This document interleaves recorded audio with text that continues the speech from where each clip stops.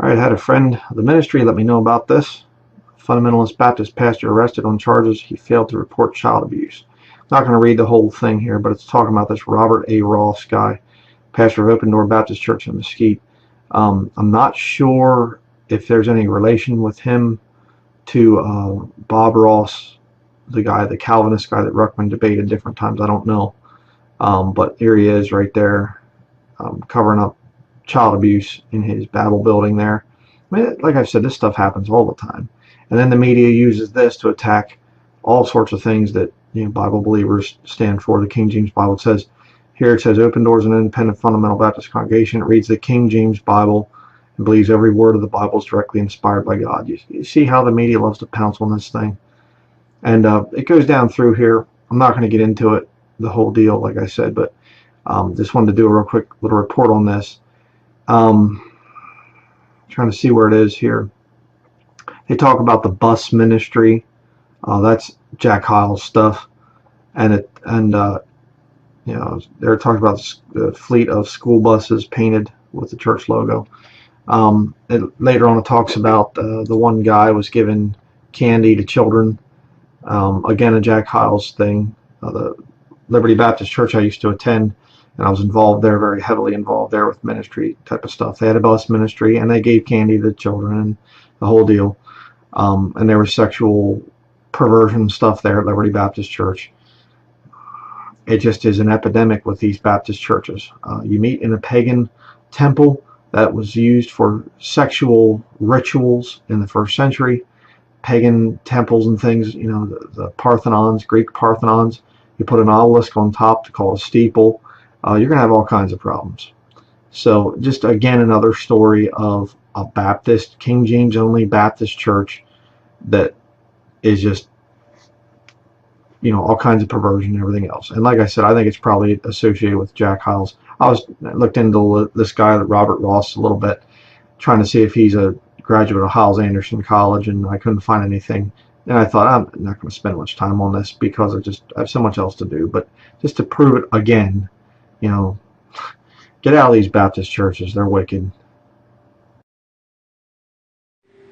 All right, Shalom, Barakatah Yahweh, Barakatah Yahweh Shai, Call Halal Yahweh Ba'Hashem Yahweh Shai, Ba'Hashem Rakah Kodash, and double honors to the apostles and elders at Great Millstone. Peace and salutation to the elect. Real quick, I wanted to do a lamb back off of the brother Bakwasha out in Houston. His page is Hawashai Nawa Marai. All right. And he did a video basically giving a testimony on how he and the brother Tazapah were anointing themselves with oil before camp, and a heathen ran up, and pretty much he wanted an anointing, okay? And they were basically like, look, this oil ain't for you, okay? And it hit me, and I went and read, I listened to the video and I went and read, Matthew the 25th chapter, and I just wanted to do a land back, nothing too deep, but the scriptures are deep in itself, this word, this oil, all right, is a sweet savor unto Hamashiach Yahushai, man. This is the sweet savor, okay? Now, what the brother was going into is about to happen, not only in Israel, but on a worldwide scale, in which people who are now looking at what we're doing as unprofitable, ignorant, a waste of time, or you have Israelites who, they constantly mock. Here it is, we're doing all of these character building videos. We're going into the scriptures. We're uplifting.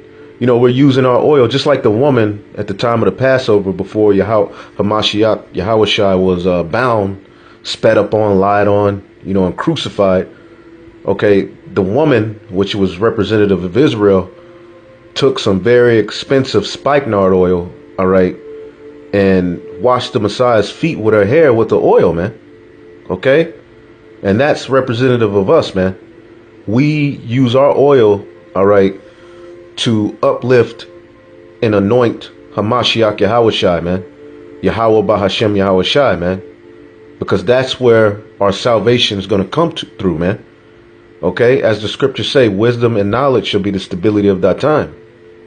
Okay, so we're coming into times where all of the people who are on the sideline mocking and playing games, and all of the people just in the world, period, who are engulfed in do as thou wilt, and all of these other different philosophies.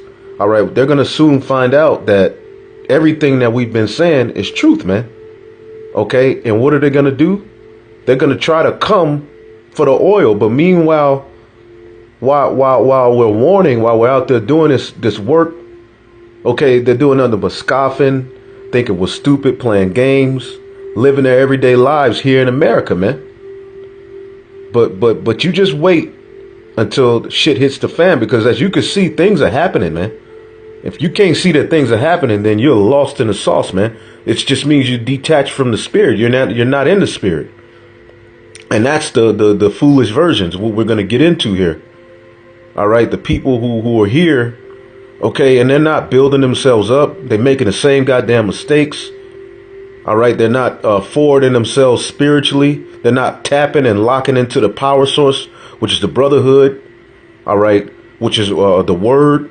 They're not thinking. All right. About the house of David and their movements. They're just here, man. Then you got the other extreme of just niggas who know that they're Israelites, who just use their platforms to make money, to spew out their emotions and push their emotion as a doctrine. None of those things are going to hold up when shit hits the fan, man. It's going to be about wisdom and knowledge and you being chosen by Hamashiach Yahweh Shai, man. By Yahweh, by Hashem Yahweh Shai, man. All right. Matthew 25:1. Then shall the kingdom of heaven be likened unto 10 virgins, which took their lamps and went forth to meet the bridegroom. Okay. And the bridegroom is Hamashiach Yahushua, man. And what did he say? When he returns, shall he find faith on the earth? All right. Luke, the 18th chapter, 7th verse. And 5 of them were wise and 5 were foolish. You see that? 5 were wise. All right. And 5 were foolish. This is going to tell you why, man. And this word is a sweet savor. This oil, all right, is precious. OK, and we're anointing ourselves in that oil.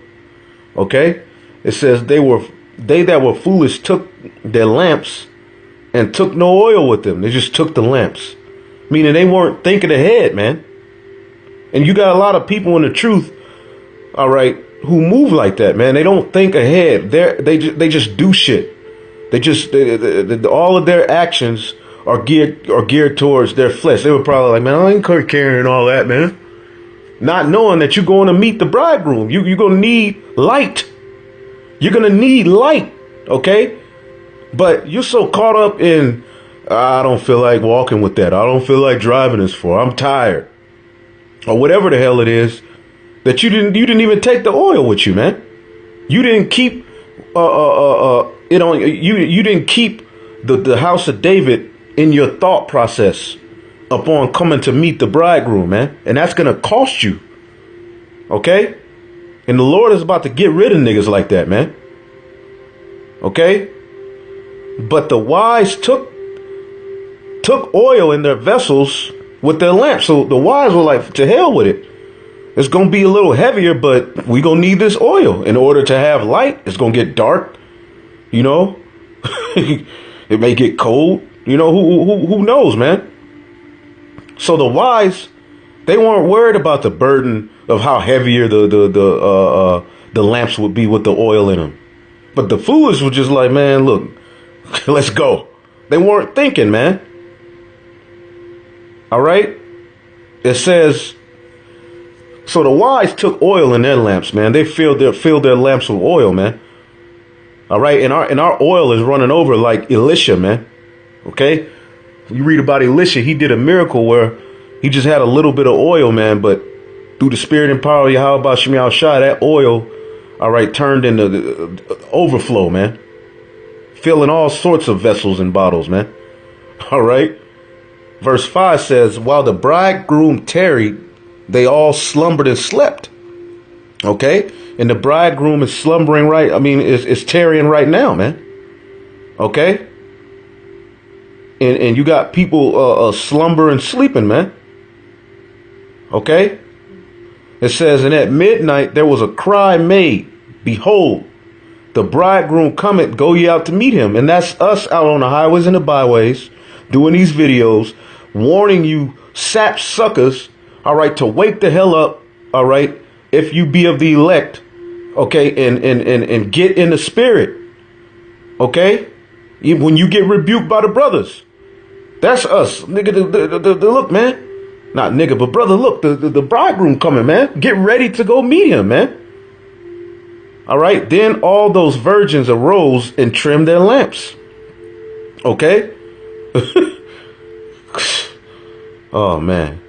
And the foolish said unto the wise, give us of your oil, for our lamps are going out. And that's what's about to happen, man. Okay. The true men of the Lord are about to be manifest to the whole world, man. The Lord is going to separate the real from the fake. He's going to put, all right, the real through hell. All right. He's going to refine us, Lord willing, we're those men. All right. And he's going to make manifest who the men of the Lord are, man. And he's doing that by the word going out right now in sincerity and truth, man, at an exponential rate. OK, so here it is. You had the chance to get the oil, but now, all right, that is time to meet the bridegroom. You ain't got nothing. He didn't find faith on the earth, man. So now you gonna come to the wise and say, well shit, my lamp, could I get a little oil? And the thing about it is you're not gonna be able to lean upon the next man for salvation, man.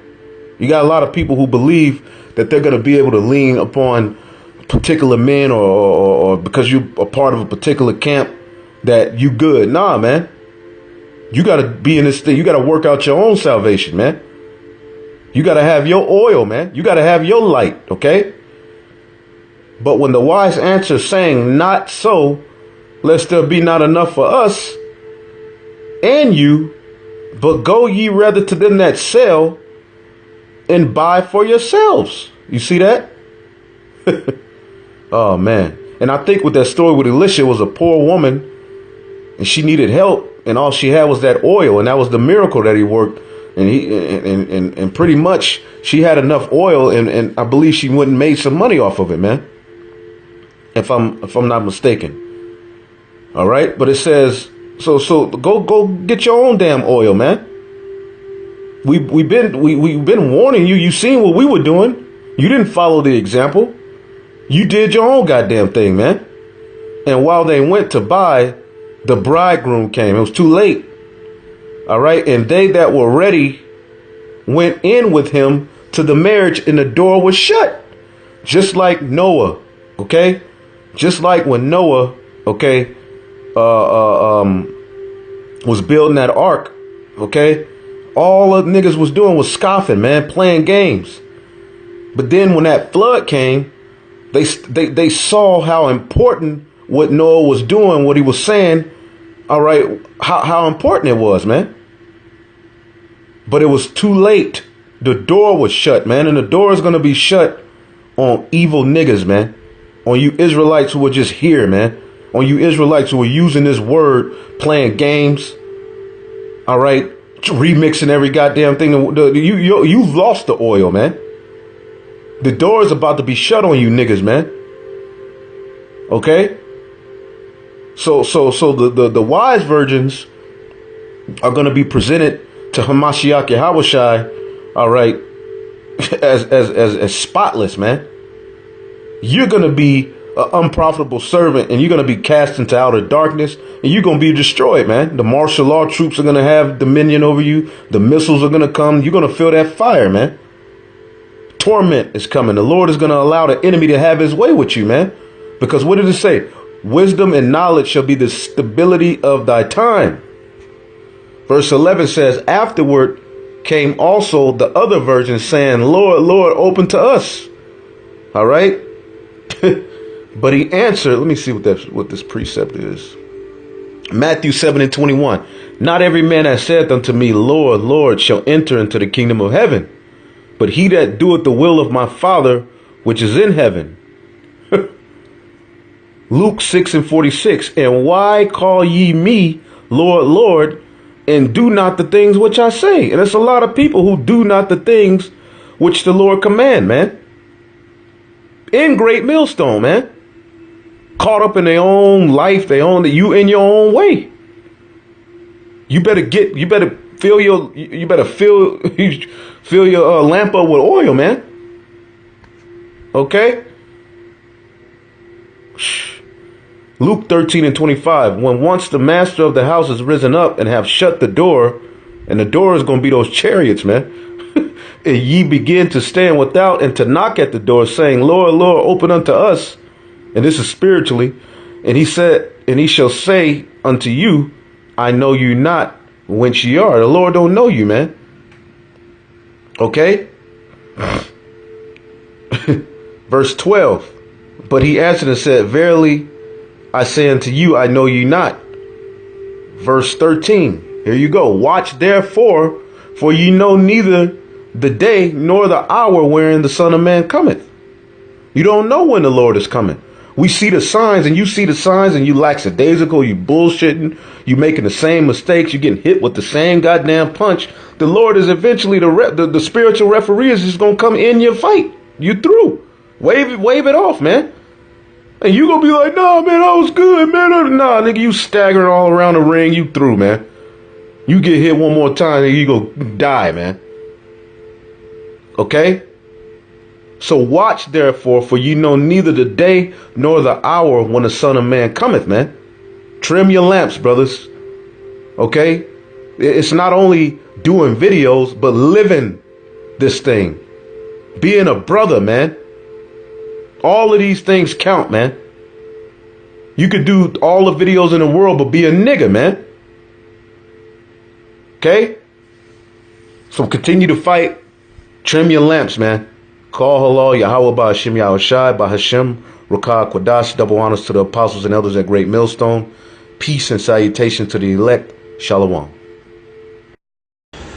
All right, Shalom. First and foremost, I want to give all praise, honor, and glory to Yahweh Ba'Hashem Yahushai Ba'Hashem Rakah Quadash. Double honor to the apostles and the elders of Great Millstone.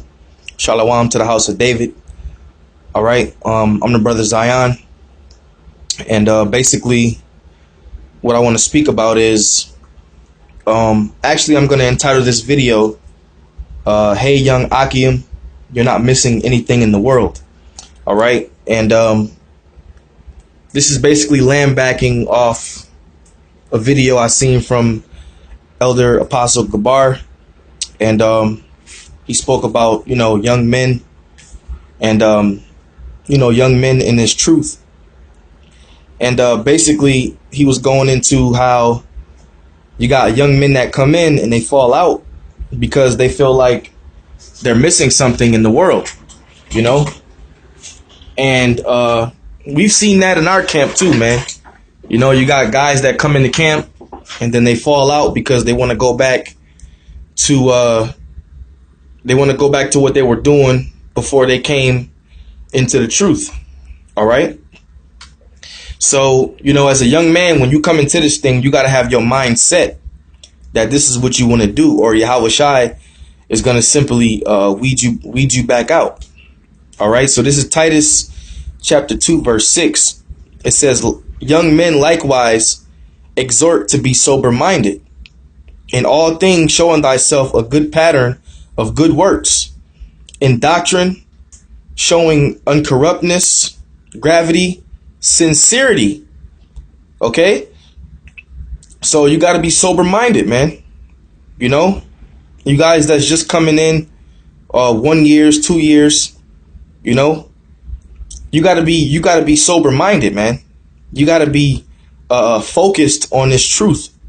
Don't think that you're missing something in the world, man, because there's nothing really out there. You got bitches, you got clubs. What you got? Alcohol. We've been there, done that, man. So through the spirit, it's like it's really nothing out there, man. Your everyday life is you go to work, you take care of your families, and you do have a balance. You might go out to the bar, have some drinks. I don't want to sound like I'm contradicting myself, but you don't do these things You do it moderately, okay? You have a balance. That's what I'm saying. All right.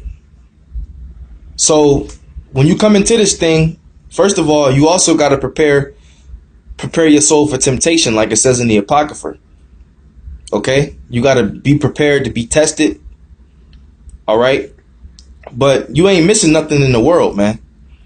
Okay, it says, verse 8, sound speech that cannot be condemned, that he that is of a contrary part may be ashamed, having no evil thing to say of you. Right. So you're supposed to carry yourself uprightly, man. Don't be a hypocrite. Okay? Don't be a hypocrite, man. All right, let me read that again from the top. Baba Kushah. Titus 2:6. Young men likewise exhort to be sober-minded, in all things showing thyself a pattern of good works. And how do you show that pattern of good works? Okay? By being consistent in this truth, man. Being consistent in this truth. Being consistent in the word of the Most High. All right? Your page should have heavy activity going through it, man. Heavy righteous activity. Okay? You should always be doing this work, man. All right? Showing yourself a pattern of good works. Psalms 19:9, it says, withal shall a young man cleanse his way, by taking heed thereof according to thy word. Okay? So you got to take heed to the words of Yahweh Bashem Yahushai. And what does the scripture say? It says you can't be a friend of the world and a friend of the Most High. Roughly paraphrasing. If any man love the world, the love of the Father is not in him. So don't feel like you're missing anything out there, man. Verse 10, with thy whole heart have I sought thee. Oh, let me not wander from thy commandments. Right. Because when you go back into the world, you turn your back on Yahushai. As it is written in Ecclesiastes 12:1, remember now thy creator in the days of thy youth. So really you're supposed to come serve the Lord when you a young man. Okay? You come serve Yahweh Bashem Yahushai when you're a young man, because the scriptures say, ye have not chosen me, but I have chosen you. So the fact that you even came into this thing, that's Yahushai choosing you, or calling you, shall I say. Because the scriptures say many are called, few are chosen. So that's Yahushai calling you, man. So you don't want to wander away from the commandment. Okay? You don't want the Holy Spirit to be taken from you, man. Psalms 51, take not thy Holy Spirit away from me. Because this is a scary thing, man. Hebrews 10:31, it is a fearful thing to fall into the hands of the living power. Okay? So don't feel like you're missing anything, man. Because you're really not missing anything. All right? This is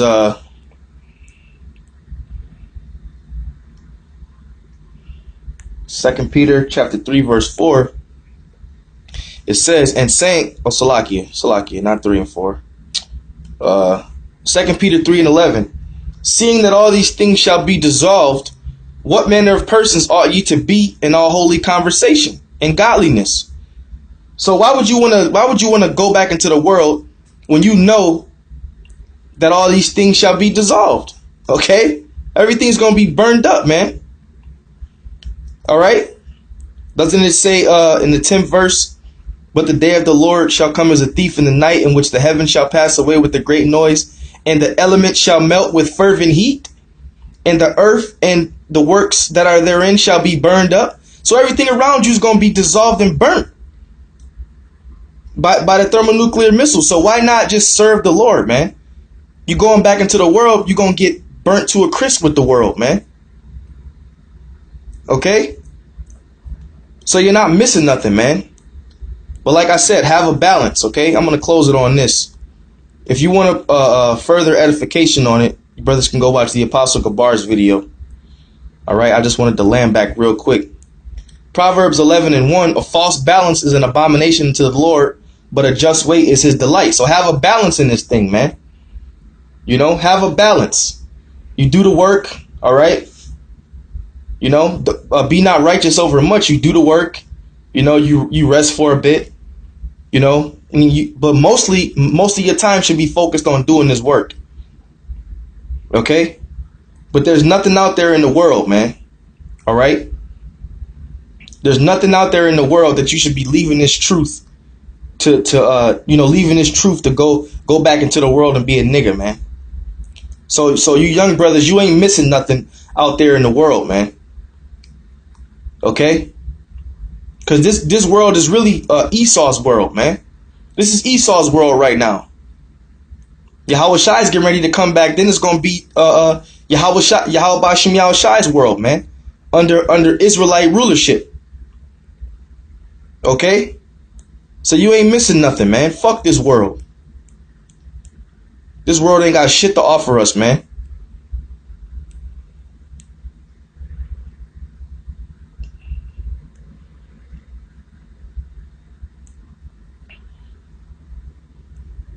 Proverbs 20 and 29. The glory of young men is their strength, and the beauty of old men is his gray head. So if you a young man coming into this thing, you're supposed to be strong, man. The glory of young men is his strength. All right? And you got to be strong for Yahweh Shem Yahweh Shai. All right? So that's all I'm going to say on that. I hope you brothers were edified. You young brothers, stay strong in this truth, man. Okay? Find a way to make it through. Fight the flesh. All right? Focus being in the spirit. Focus on being in the spirit and fight this flesh, man. Because the flesh constantly just wants to feed and consume. The flesh is wicked. The scriptures tell you that in John 6th chapter. John 6 and 63, I believe. It's the spirit that quickeneth, the flesh profiteth nothing. The flesh is tied in with this world, man. All right? And the flesh is always fighting against the spirit. Okay? So with that, I'm going to say shalom to the next lesson. Subjects and include parodies. Police believe the people she shot were chosen at random. Maria Villarreal is at Zuckerberg San Francisco General Hospital with the latest on her. Maria, good morning. Well, good morning. All three of the victims that were shot are recovering here at the South San Francisco hospital. The male victim is in critical condition. The suspect in this case, though, we know seemed to hold a grudge against YouTube. In a number of online complaints, she actually said that she thought her videos were being targeted unfairly by the company's filters. I'm being disconnected and filtered on YouTube, and I'm not the only one. In a 2-minute YouTube video, Nassim Arden complains about the company's policies. An animal rights activist and exercise enthusiast, Ardem's YouTube posts included music videos and exercise routines. She had over 10,000 subscribers on her YouTube channels, all of which have now been taken down. On her personal website, she claimed YouTube tried to reduce her views and money she earned by applying age restrictions to some of her videos. Like this workout video, which prompted her to call and complain to the company. I contacted support team, and they also said the same thing. There are some inappropriate things in your video. At Ogden's home in Southern California, her father, seen just inside the doorway, said the family is devastated. He did not want to talk on camera, but he told CBS News he reported Ogden missing to police Monday after she didn't answer her phone for 2 days. Around 2 a.m. Tuesday, police called saying they found her sleeping in her car in Mountain View, just 30 minutes southeast of YouTube's headquarters. Shalom, I want to give all praise and glory to Yahweh, Ba'asham, Yahweh Shai, Ba'asham, Rakah Kadash. Double honors to our elders who rule Great Millstone well. And Shalom to all you Akim pushing this truth with sincerity throughout the whole earth. May you brothers endure to the end. Shalom. As you can see, this is a fake lie right here. Okay? This is a lie. The father reported his daughter missing for 2 days, and then all of a sudden they said that she's a shooter. All of a sudden, but she wasn't answering her phone. The family's devastated because they couldn't believe that she would do this. It's a setup by Esau to distract everyone from what's really going on. Okay, the prophecy is being fulfilled. They're trying to distract you. This is 2 Thessalonians chapter 2, verse 7. For the mystery of iniquity doth already work. Only he who now letteth will let until he be taken out of the way. And then shall that wicked be revealed, whom the master shall consume with the spirit of his mouth. Right? Which is prophecy. And shall destroy with the brightness of his coming, which is the nukes, even him whose coming is after the working of Satan, with all power and signs and lying wonders, and with all deceivableness of unrighteousness, in them that perish, because they received not the love of the truth, that they might be saved. And honestly, you never know, that woman might have been a confusion of face. You know, either way. But a lot of 2/3 of Israel are going to be killed in this time. Esau is going to use you and kill you. He's going to use you to kill others. That's why they're putting out MK Ultra mind control video games. That's why they're hypnotizing you. That's why they're desensitizing you. Alright? They're deceiving you in unrighteousness so that you may perish right along with them. Alright? Like this woman, they could have put a bullet in her head, said she did it, but actually have a professional hitman that did it. Alright? Because I was listening to a news report where they were talking to the hospital that they had all these injured people that were shot, but then the next moment they said they only had 4. So all these stories are being twisted up because it's a big fat lie. It's just to keep you distracted while all this chaos is happening. Trump just said that he wants 50, I believe it was billion from China in taxes by May 22nd. How do you think your famine is going to come? They're going to stop shipping food into your neighborhood, into your local grocery store, and then you ain't going to have no food. The stock market, the dollars crash, all right? The wars, okay? They're just trying to distract you, okay? So then I was looking up the San Bruno, which goes back to the Catholic Church, which means Bruno was what do they call him? A monk. Okay, I think it's called Catharism, and what it is people that go into hiding. That's their faith, that they go, like the nuns, or they stop having sex and they go into a covenant, or I think they call it a covenant or convent, where they pretty much disappear. And they go into these churches and they disappear and they pretty much never come out. That's what San Bruno started. Which actually Bruno goes back to brown shield or brown armor. And the YouTube is actually how we push this truth. Right? So in through the spiritual form, this is the brown armor. Which we're going to push this truth under the so-called white man's law or constitutional right of freedom of speech. But this is showing you, this is an omen to show you that there's going to be a famine of the word as soon as they stop allowing you to push these videos out. Alright? So time is coming short. It's getting very short to where the door is going to be closed and you're not going to be able to receive any more mercy. Then you're going to be pretty much on your own to suffer through this Jacob's trouble, and everybody's going to play their lot, and there's going to be a lot of death. There's going to be a lot of cannibalism. There's going to be a lot of rape, robbery, murder. So they're just showing you through the spirit, because through the spirit works first before the flesh. So they put these little things out like this to say it through the spirit, but then all of a sudden YouTube's off through the flesh. You know, you can't actually activate or operate your YouTube channel because it's no longer active. Alright? That's just what this is. They're rousing up all these different spirits to go to war. All right, and this is part of their tactic. Or even this right here, as you can see, it's a motherfucking war map. That's all it is. So I want to give you brothers that push this truth with sincerity. May you brothers endure. Shalom.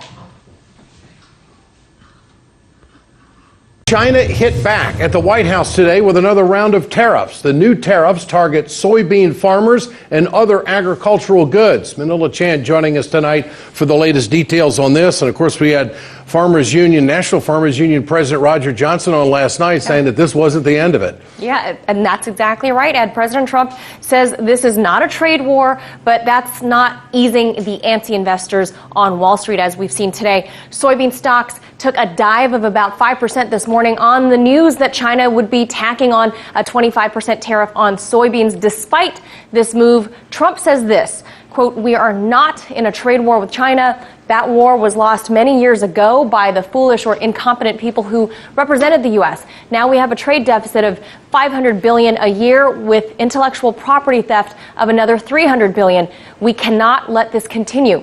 Now, that'll have a noticeable impact on these major soybean-producing states. Between these 11 states alone, about 125 million bushels of soybeans are harvested each year. China is their biggest customer. We're looking at a $50 billion industry annually. Many farmers will be hurt by this, states that Trump won handily. The Farm Bureau had this to say. They called it, quote, "the worst agricultural economy in 16 years, and added, "This has to stop. Growing trade disputes have placed farmers and ranchers in a precarious position. We have bills to pay and debts we must settle and cannot afford to lose any market, much less one as important as China's.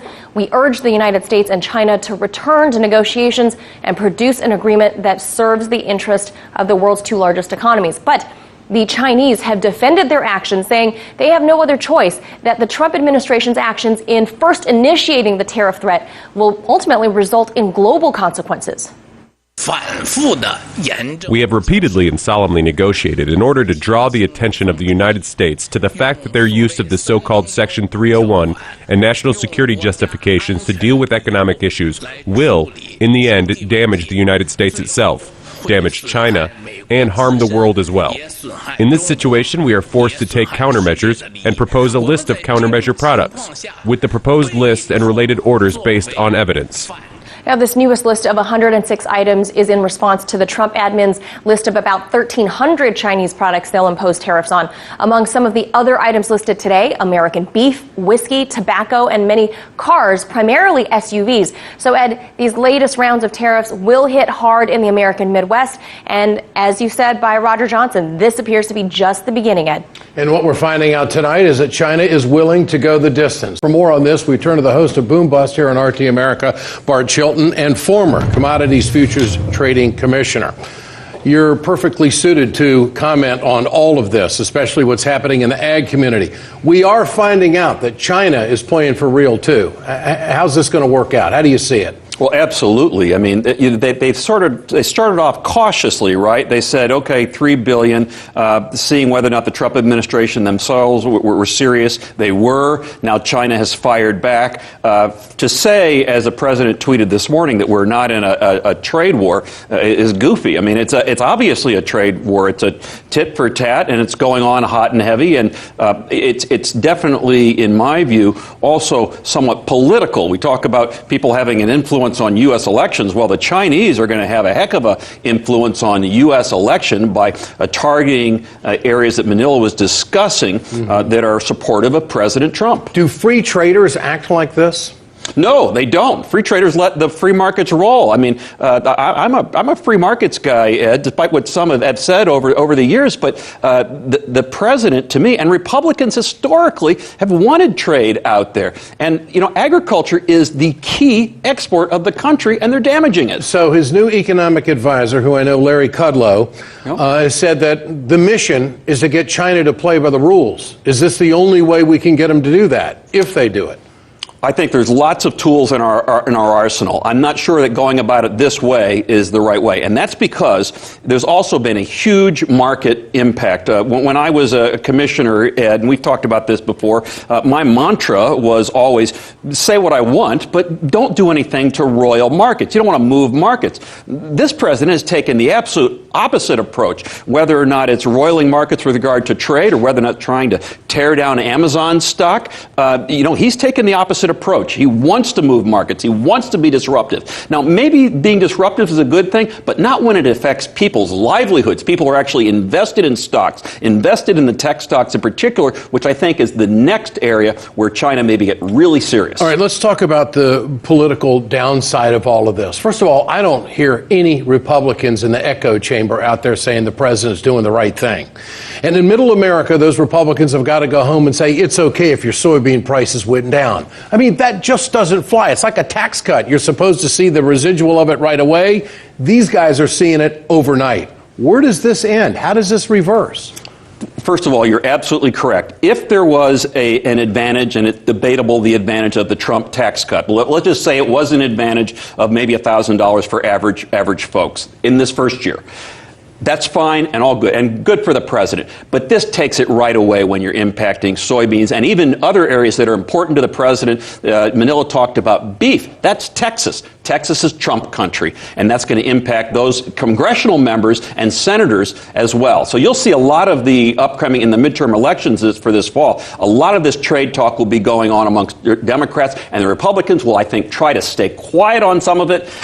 They're ultimately going to have to support their constituents. From Texas all the way to the Canadian-North Dakota border, they're going to feel the effects of these tariffs. I mean, you know that whole area well. Got to blink. Yeah, absolutely. When you look at the Dakotas, when you look at Nebraska, when you look at some parts of Minnesota, those people are going to be really impacted. I hope it works out for the best, but I'm very concerned. Bart Chilton, always a pleasure. Thanks, Bart. Appreciate it. Well, the presidents of Russia, Iran, and Turkey have stressed the need for more fertile ground in efforts to help Syrian refugees return to their country. Vladimir Putin, Hassan Rouhani, and Recep Tayyip Erdogan promised that Tehran, Moscow, and Ankara would continue their cooperation to bring peace and stability to Syria. While holding their second tripartite meeting in Ankara, the trio reiterated that the current conflict in Syria has no military solution and can only be resolved through political means. They also called for joint efforts in the fight against international terrorism and terror groups such as Daesh and Al-Qaeda. Earlier, President Rouhani slammed the U.S. military intervention in Syria, saying the illegal U.S. presence is aimed at disintegrating the Arab country. At the end of their meeting, the three presidents expressed their views about the current situation in Syria. Over the past few years, our region is plagued by terrorism, with terrorists being trained and financed by certain countries, which even provide them with modern weapons. Some world powers, including the United States, wanted to keep terrorist outfits such as Daesh and Nusra Front in this region for years and use them for their own interests. Iraq and Syria, with the help of friendly countries, have thwarted that plot. Rouhani later added that safeguarding the independence of Syria is the top priority for Tehran. He said no country has the right to decide the future of Syria and that the fate of the Arab nation will be decided by Syrians themselves through free and fair elections. Russia's President Putin also said that Moscow, Tehran, and Ankara have agreed to share intelligence. President Erdogan, meanwhile, said the road ahead in Syria is difficult, but hope for success is growing stronger. He also said Syria's territorial integrity depends on keeping all terror groups, including armed Kurdish factions, I should say, and Daesh away from that country. Joining us live now from London is Mr. Ammar Waqaf, who is the director and founder of the Gnosis think tank. Ammar, thanks for joining us. What do you make of this second summit in Ankara? How much progress do you think these three countries are being able to make vis-a-vis Syria?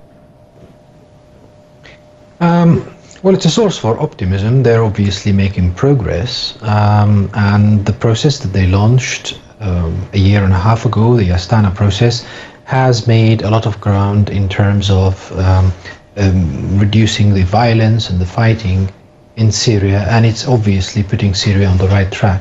And it's a very peculiar process because these three countries do not share the same objectives in Syria, especially Russia and Iran do not share objectives with Turkey with regards to Syria and the conflict, behavior on the conflict.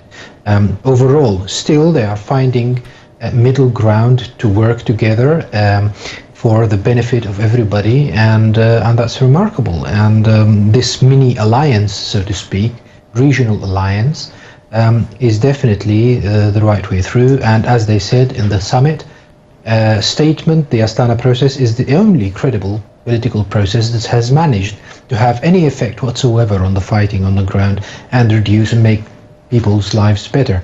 So we are, a lot of Syrians would be putting a lot of hope on this process and the continuation of the cooperation between the three countries. Yes.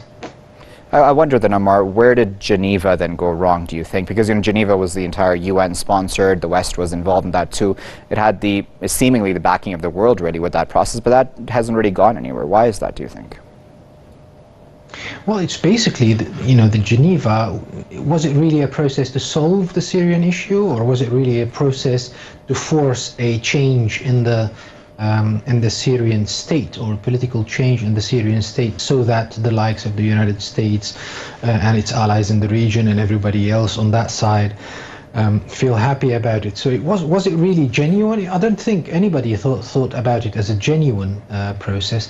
We'll see what happens next. We know that the people in Geneva do not look in kind to the Astana process. They think, and later on the Sochi process, of course, they think it's undermining the Geneva process, and we are hearing rhetoric by the United Nations representative that the Geneva process should be the one that is governing everybody else, and if it is not endorsed, anything that is not endorsed by the Geneva process, i.e. the United Nations, it won't be legitimate.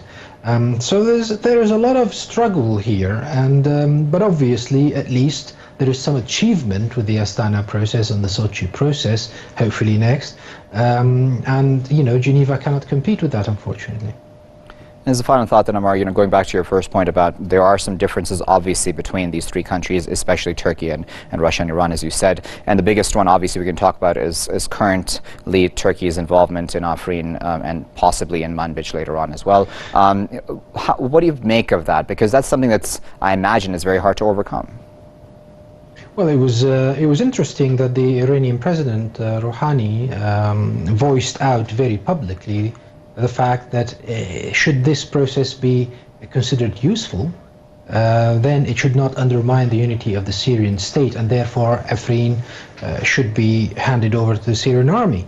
So it states basically a position by Iran, I would argue as well Russia, and definitely Syria, that anything that may lead in the future to segmentation of the country or undermining the unity of the country, should be dealt with. Turkey, on the other hand, has a different view on that. They think, what we understand the situation to be, is that they believe that this piece of land, along with that, the Euphrates Shield one and Idlib, could be made a safe haven for them to bring back some refugees from Turkey, encourage refugees to, Syrian refugees that is, to go back from Turkey into Syria, settle them there, and then later on there would be a Syrian problem rather than a Turkish problem. We think the Turkish Justice and Development Party would like to make this step before next year's election, so that some sort of resentment in the Turkish society and amongst the Turkish electorate vis-a-vis the Syrian refugees would be overcome. Now, could that lead to some military factions, militia over there, Islamic militia, Al-Qaeda people, taking a lot of, entrenching themselves and making it very hard for the Syrian people to unify their country? We don't know. So it's about walking a tight thread here. But at least, again, these three countries are finding enough middle ground to move forward. So one should be hopeful of the outcome at the end. All right, Ammar, we'll leave there at that. But of course, as always, we appreciate you taking your time out to speak to us.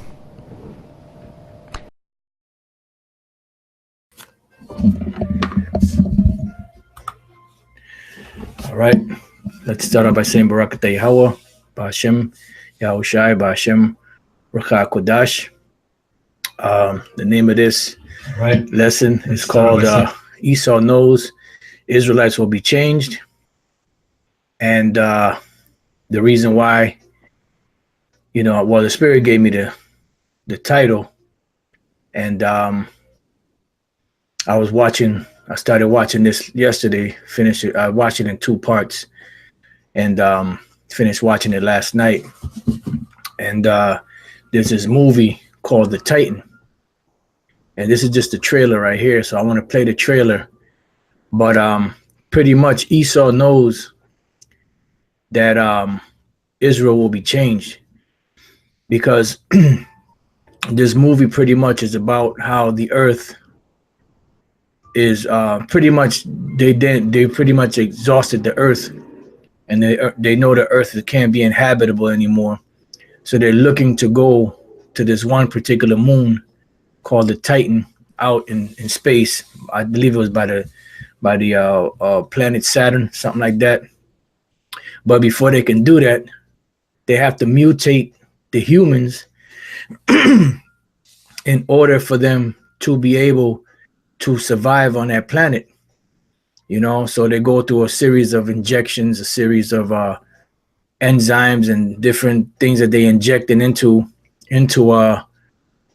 these guinea pigs, I guess you could call them, and it starts to mutate their bodies, because these devils know that one thing that is going to happen is that we are going to do space travel, and we're going to get into some scriptures dealing with that. We are going to do space travel, but before it's all said and done, we're going to be changed from these vile bodies that we have right now, and that's all part of this thing. That's why Spirit had me name it Esau Knows Israelites Will Be Changed, because for a few years we've been speaking about that, speaking about spiritual power, how the Lord's going to raise us up, how the Lord's going to change our bodies, how we're going to be able to go out into outer space, how we're going to be able to swim under the ocean without having, be able to breathe under the ocean and all of that. And they show you that in this movie. Esau puts his spins on it too, but it just shows you that these devils, they've been watching, and they've been, they search the scriptures, they've been watching, and they're trying to be us, the Israelites. So let me just show you this without further ado. As nuclear fallout over the Pacific continues, the federal government has declared Los Angeles uninhabitable. The base is 4 square miles. All under NATO command. To be sure, Lieutenant, we're highly classified. You are going to be the first man on Titan. It's just an honor to have been selected, sir. I'm not going to let you down. Our resources have been depleted. In 10 years, half the world's population will have starved to death.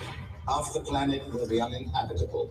But there is one place that gives us hope. The largest moon of Saturn. What if Titan will become our home? You will become enhanced humans. Most of you will fail. Some people will break during. Now you heard what he said. You will become enhanced humans.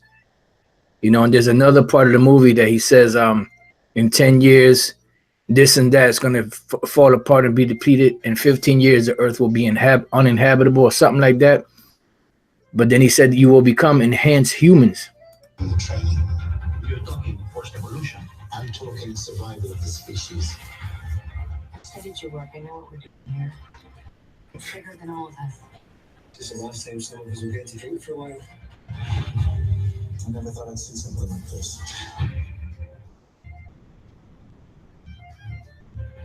He's changing.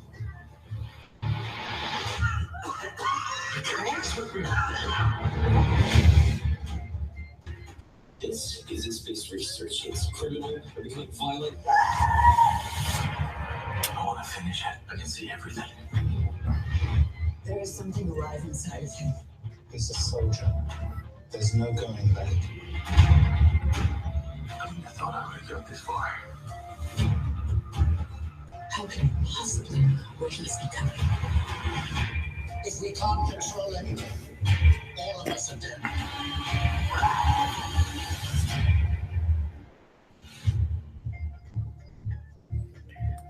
Hey, you can't tell me these devils don't know what's going on. Hey, shalom to the Hakim on the comment board. You know, you can't tell me these devils don't know what's going on. Now, the reason why they're doing this, they're trying to mutate men and change them because they're trying to be like the Most High himself. Isaiah 14:13, for thou hast said in thine heart, I will ascend into heaven. And that's what they're trying to do. That's why they're trying to do their little space travels and all that. You know, I mean, they already conquered the air, so to speak, because they set up planes and different flying objects, you know, planes and helicopters and stuff like that. But they're also trying to go up into the heavens, out into outer space. You know, it says, I will exalt my throne above the stars of the Most High. I will sit also upon the mount of the congregation, which are the Israelites, and they are sitting on top of us in the sides of the north, in North America. It says, I will ascend above the heights of the clouds. I will be like the Most High. And this is what they're trying to do. They're trying to be like the Most High. They have something called a God complex. Well, that's what they are. They're trying to be like the Most High, you know, and they really are trying to achieve that. That's why in this movie, it shows that, you know, it shows how everything is depleted. The earth is falling apart, and they want to go into outer space to be able to live out there so that the human species doesn't destroy, which we know that's all a bunch of nonsense because, you know, the Lord already said in the book of Ecclesiastes, the 1st chapter, in the 4th verse, one generation passeth away and another generation cometh, but the earth abideth forever. So the earth is going to abide forever, you know. So there's no way that this earth is going to be destroyed because the earth itself was created for man to inhabit it, you know. The heavens are the Most High, and the earth is for man. Psalms 115:16. Even the heavens are the Lord's, but the earth hath he given to the children of men. So the earth was given for man. When the Lord created this place, he had a purpose for it, and part of the purpose was for man to inhabit it. You know, and that will not change ever.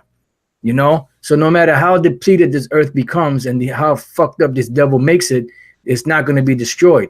You know, but because the Lord is going to renew everything, you know, like it says in matter of fact, let's get that. This is the book of 2 Peter. There's also in Isaiah, 2 Peter, the 3rd chapter, and the 13th verse. Nevertheless, we, according to his promise, look for new heavens and a new earth wherein dwelleth righteousness, meaning that the earth is going to be renewed. Not that it's going to be a new earth. It's going to be the same earth. It's just going to be renewed, and it's going to have new rulers over it, and it's going to be ruled by a different set of rules that are being governed right now, because the rules that are governing it right now are destroying this earth, you know. And the reason why is because of the devil. You know, I went over some of these precepts last night on this article I went into. Isaiah 24:5, the earth also is defiled under the inhabitants thereof. So the people that are running this earth, which are the wicked, they're defiling the earth. They're the ones that's defiling this place. They're the one that's causing everything to be messed up and causing the effect of the ecosystem being out of whack. You know, the earth is also defiled under the inhabitants thereof because they have transgressed the laws, changed the ordinance, broken the everlasting covenant. So they're the ones that's polluting this place, you know, and they have to pay for it. You know, this is Psalms 82. And then since that came to mind, let's go there real quick before I forget. I believe it's the 11th chapter, but you know, Psalms 82:5, they know not, neither will they understand. They walk on in darkness. So all this technology this devil has, all this wisdom and knowledge that they have, they're still in darkness because the knowledge of wickedness is not wisdom. It says all the foundations of the earth are out of course. So everything that you see out here is all out of whack. It's all out of course. That's why there's nothing that's pure anymore, and there's nothing sacred to this devil, you know. Salakia.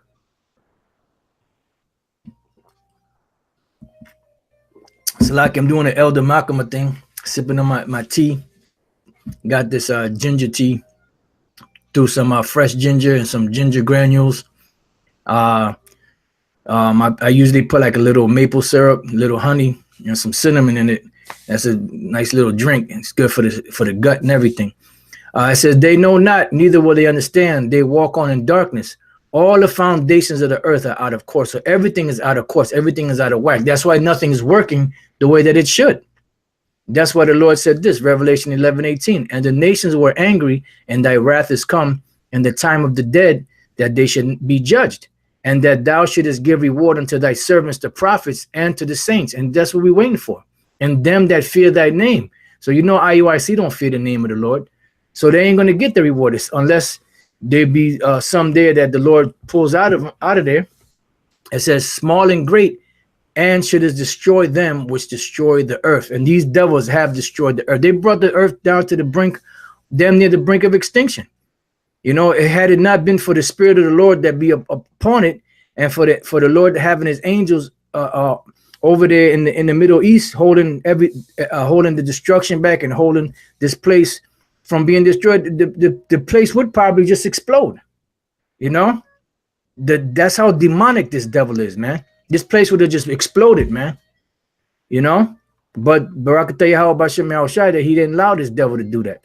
So this movie Titan, right now, the word Titan, a Titan is an extremely important person. Albert Einstein was a Titan in the world of science. The noun Titan comes from Greek mythology, in which the Titans were a race of gods. Today, a Titan is someone who is godlike or powerful and influential in a certain field. So pretty much we're going to become the Titans, so to speak, because we're going to be changed. Our bodies are going to be changed. People are going to fear us. They're going to be in awe of us like they were in the past. But what this devil is trying to do, he's trying to make himself like that. You know, he's trying to make himself these supermen. Now I just noticed it now. You have no Jake men here, no Israelite men. You have one so-called Latin tribe, but for the most part, all Edomites except for this one black woman that's in there. And they're supposed to be the race of God. So how come they didn't have any Jakes, you know, like straight up, you know, other tribes there, you know, to partake in this? Because they know that Jake are the ones that's going to take over. They know that Jake are the ones that's going to be changed. But the way they did the mutation is like going back to being like a reptile or a creature. And that's not going to happen. You know, and in the movie, in this scene here, when you get to this scene here, I put it on mute, you know. Okay, then it changed on me. Let's see. Here we go. When you get to this right here, he's going through and that's another thing. When you get to this point here, like around, you know, I don't know exactly what time period, but it's in the beginning.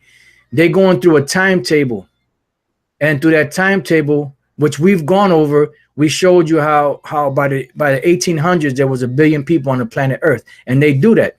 If you go back a little more.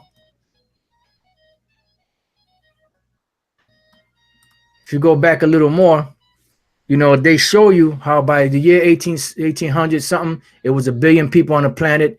Then it grew to 2 billion by the early 1900s, and it just kept growing to what you see today. So they watch, man. They be watching, man. When we say that they watch it, see, look, this is from the beginning. Now, see, by the 1800s, it was 1 billion, 2 billion. Now it was 7 billion. Now when they went past where we at, now it's all the way up to 10 billion. You know, and he's explaining how the earth is at the brink of pretty much where they can't inhabit it anymore. And they saying that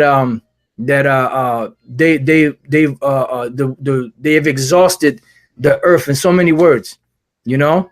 So they destroyed the earth. So now they're looking for a place to inhabit elsewhere, you know. This is what and these devils, they know, they have the book, they have the Bible, but they're not going to follow the Bible. The Lord said, well, let me get that real quick. They're not going to follow the scriptures because it's not in them. Although they have the instruction book, it's not in them. Matter of fact, before I read that, let me read this. It's not in them to do the right thing. Although they have the guide, Psalms 58:3, and they have the prophets here. The wicked are estranged from the womb. They go astray as soon as they be born, speaking lies. Their poison is like the poison of a serpent. They are like the deaf adder that stoppeth her ear. which will not hearken to the voice of charmers, charming never so wisely. So they're not going to listen. They are not going to listen. All right. It tells you that in the parable of Lazarus and the rich man. You know how when the rich man died, he said, well, send somebody back from the dead. You know, at least my brothers come to this place of torment. And what did the Lord say to him? He said, look, they have Moses and the prophets. Let them hear them. So they're not going to listen, because it's not meant for them to listen, because they're programmed to be the wicked. This is Psalms 50 and 16. But unto the wicked the Most High saith, what hast thou to do to declare my statutes, or that thou shouldest take my covenant in thy mouth? Seeing thou hatest instruction and casteth my words behind thee. So they have the instruction book. They read the instruction book, but they do not follow the instruction book, because it's not in them to follow the instruction book, because they are the devil. All right. So Ecclesiastes 7:27, behold, this have I found, saith the preacher, counting one by one to find out the account. Which yet my soul seeketh, but I find not. One man among 1,000 have I found, but a woman among all those have I not found. Lo, this only have I found, that the Most High hath made man upright, but they have sought out many inventions. And that's what these devils have done. They have sought out many inventions. That's why they have shit like this, you know, like the movie Titan, where they're doing experiments on people to try to create something else. They're trying to be like the Most High. And like I said, once again, shalom to the Akim and the comment boards, the brother Yowana, Job 14 and 4, who can bring a clean thing out of an unclean? Not one. That's right. Seeing his days are determined, the number of his months are with thee. Thou has appointed his bounds that he cannot pass. And that's the truth. You know, there's a certain day of a certain month of a certain year that they're going to be brought down. That's why it tells you in the book of in the Revelation that the angels will prepare for an hour and a day and a month and a year for to slay the third part of men. The third part of men represents Esau, the sons of the wicked, because the earth is broken up into three classifications of men. You have the sons of the power, or the sons of God, which are the Israelites. You have the sons of the wicked, which is Esau, and the other, which is Esau, and you have the sons of men, which are the other nations. See, so those are three classifications of men. And the classification of men that's ruling the earth right now are the Edomites, the sons of the wicked, and they will be brought down. All right. So moving on, Ecclesiastes 17 and 1. The Lord created man of the earth and turned him into it again. He gave them few days and a short time, and power also over the things therein. So they have the power over the things therein. When the Lord first created man, he gave us power over the beasts and over everything else, you know, and also now they have power over the whole earth in general, you know. And what have they done with that power? They've turned it to evil. Matter of fact, to be exact, let's go here to the book of in the Apocryphy, right? Damn, I know it's Second Ezra. I'm not sure if it's the 15th chapter or the 16th chapter, but just bear with me. You know what? I believe it's the 15th chapter, but just not to waste too much time, right? 15 and 6, good. All right, Second Ezra 15. I start at 5. Behold, saith the Lord, I will bring plagues upon the world, the sword, famine, death, and destruction. For wickedness hath exceedingly polluted the whole earth, and their hurtful works are fulfilled. So they were given the power, they were given the technology, because do not the scriptures say that knowledge shall increase? Let's go to that. Daniel 12 and 4. But thou, O Daniel, shut up the words and seal the book, even to the time of the end. Many shall run to and fro, and knowledge shall be increased. So that knowledge that was increased was what? This technology. We're in the techie age, right? So with this technology, they've pretty much destroyed the planet. And it says, for wickedness hath exceedingly polluted the whole earth. And they have polluted the whole earth. It says, and their hurtful works are fulfilled. Now, what other time period where men became so wicked that the Most High said, you know what? I'm done with these motherfuckers.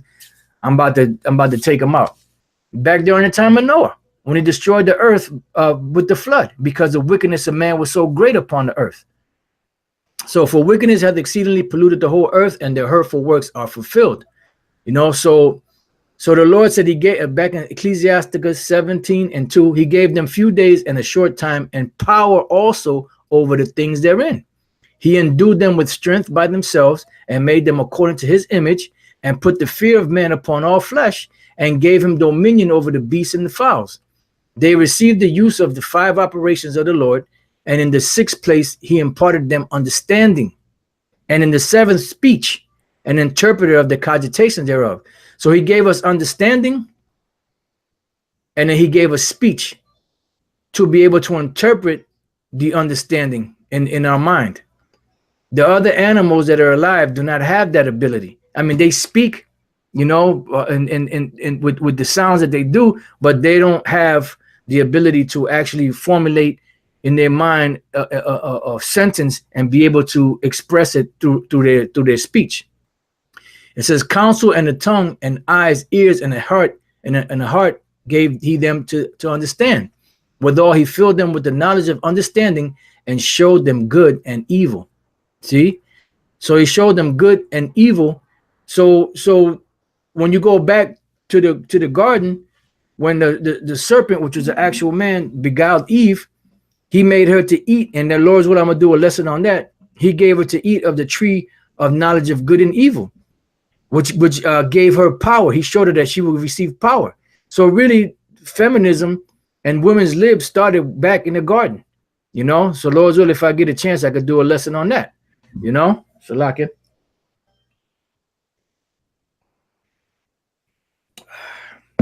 That's some banging ass tea, man. All right, so like it, brothers. All right, so now let's move on. This is 2nd Ezra 7:6. There is also another thing. A city is builded and set upon a broad field and is full of all good things. The entrance thereof is narrow and is set in a dangerous place to fall, like as if there were a fire on the right hand and on the left a deep water. This is the way to the kingdom of heaven. And only one path, and one only path between them both, even between the fire and the water, so small that there could but one man go there at once. If this city now were given unto a man for an inheritance, if he never shall pass the danger set before it, how shall he receive this inheritance? And I said, it is so, Lord.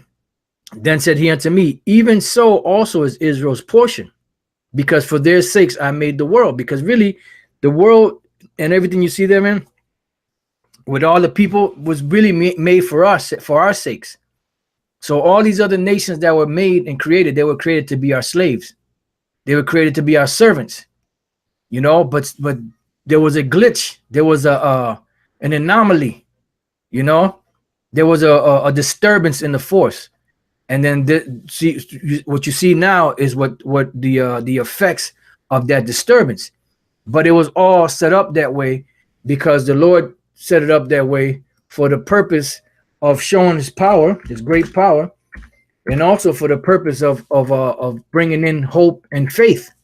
Because in the old world, there was no hope or faith because everything was there for us. You know, this is Romans 8:20. For the creature was made subject to vanity, not willingly. So we were made to go off, but we didn't do it willingly, but by reason of him who has subjected the same in hope, because the Most High had a plan and a purpose. We had to learn both sides of the tree, you know. But the thing to bring away from this is not, well, why did the Lord cause us to do this and cause us to do that if he wanted us to be righteous, but he wanted us to do, that's not the point. The point is that the Most High has a plan and a purpose, and his plan and his purpose is going to stand. Because he said, my thoughts are not your thoughts, neither are my ways your ways, you know. So there's a bigger purpose and a bigger reason for this. And we had to learn both sides of the tree so that we can be better judges. Because you could put a judge to judge that's just book smart, or you could put a judge to judge that has both book smarts and street smarts and has the experience of judging certain situations. So who would you want to go to? Would you rather go to somebody that just knows the book, or would you rather go to somebody that knows the book plus has the experience? So that's what we went. We had the experience now of knowing both sides of the tree, both good and evil. All right. The brother JMS Salt Matthew 7:13, enter ye in at the straight gate, for wide is the gate, and broad is the way that leadeth to destruction, and many there be who go thereat. That's right. And these religions and all that, they all lead to that straight gate. I'm sorry, to the wide gate, which leads to destruction. All right, so now going back to 2 Ezra 7 and 11, because for their sakes I made the world, and when Adam transgressed my statutes, then was decreed that now is done. So now that's why the world is upside down. It says, then were the entrances of this world made narrow, full of sorrow and travail. They are but few and evil, full of perils and very painful. And we, being the Israelites, who were supposed to be in a great stature, you know, who were giants as far as our reputation was concerned, we were brought down, and the basis of men was put in our place, you know, at a certain period of time. This is Daniel. Is that Daniel 4:17? Yep, Daniel 4:17. This matter is by the decree of the watchers, and demand by the word of the holy ones, to the intent that the living may know that the Most High ruleth in the kingdom of men. So it's the Most High that's ruling in the kingdom of men, and giveth it to whomsoever he will, and setteth up over it the basis of men. So who are the basis of men? The basis of men are the Edomites, the so-called white man, so you could understand. This is the book of Job, chapter 30, and verse, you know what? I'm just going to jump to the 5th verse. They were driven forth from among men. They cried after them as after a thief, because that's all this devil is nothing but a goddamn thief, a liar, a murderer, to dwell in the cliffs of the valleys, in caves of the earth, and in the rocks. So who inhabits the caves of the earth? Who has that history of being a caveman? Esau, the so-called white man. That's what they call Caucasians. It says, among the bushes they brayed, under the nettles they were gathered together. They were children of fools, yea, children of base men. And when you look up this word base men here in this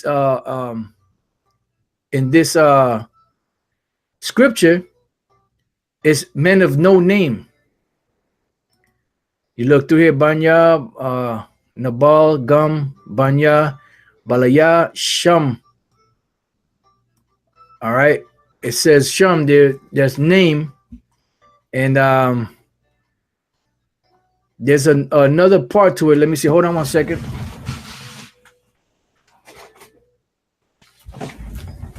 Because when you go to the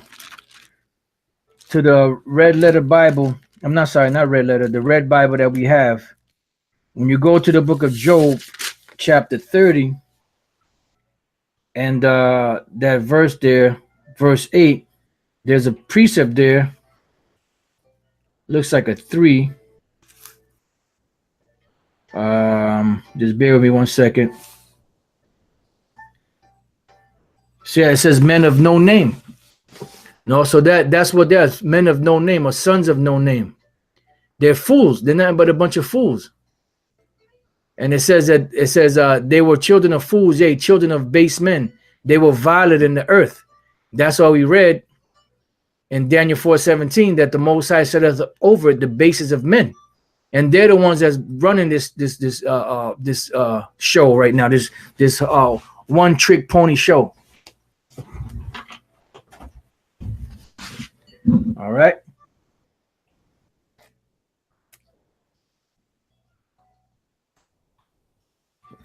All right, let's move on. So they know, see, these devils, they know that there's going to come a point where there's going to be a change, but the change is going to come for Israel, not for them. And that's why they're trying to do this. See, they're trying to change man so that they'll be able to live out in outer space. They'll be able to go underwater and not have to breathe, or breathe the water in underwater.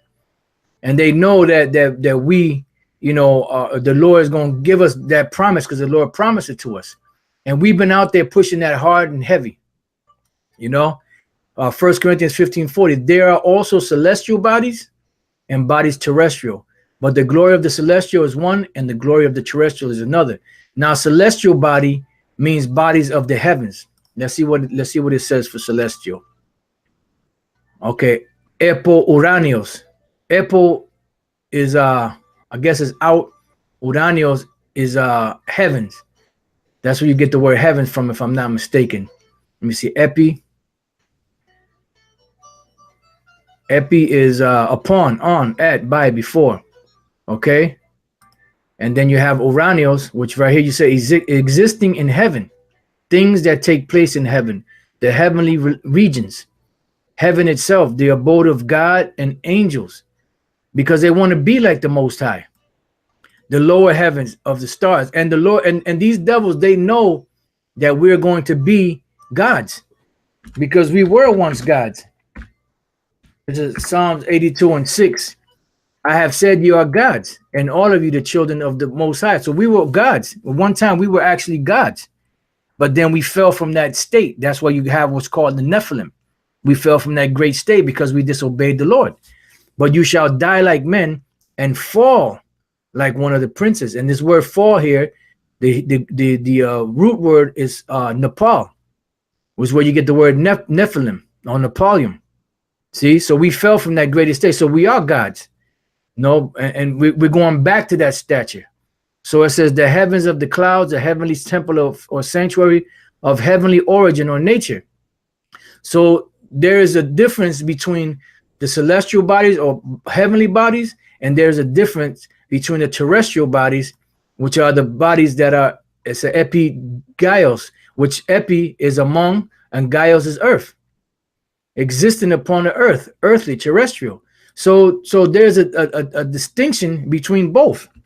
And these devils know that, especially because we've been out there pushing, we've been pushing